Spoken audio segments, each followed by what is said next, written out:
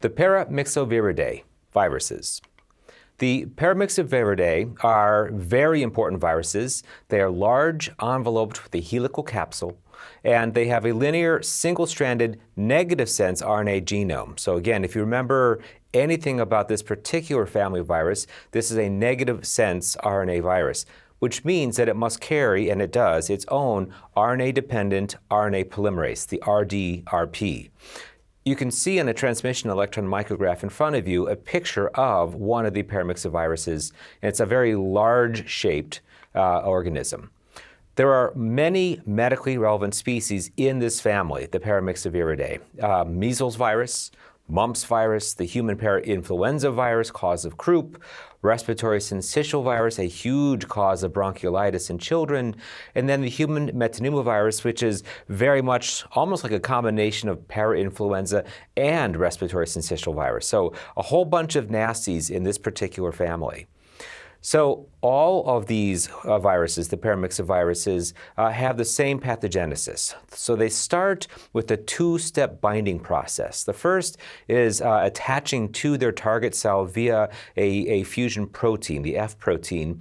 And then there's a secondary fusion with the envelope of the virus and the cell membrane of the target cell.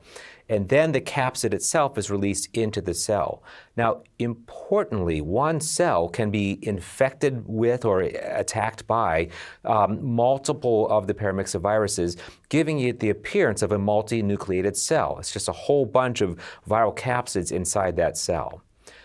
As that primary infection occurs, it's occurring with the epithelial cells of the upper respiratory tract.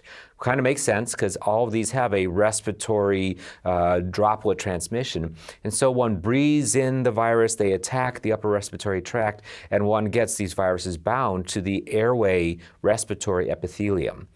In the case of measles and mumps, the first two that we'll talk about, there is then a secondary viremic spread, which accounts for the systemic manifestations of those two viruses.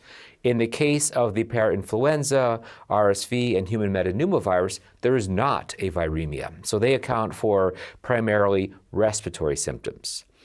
Here we see an image of a multinucleated cell. This is an epithelial cell with the green arrow to make sure you can't miss it, but it has multiple capsids, multiple virion capsids inserted into its cytoplasm.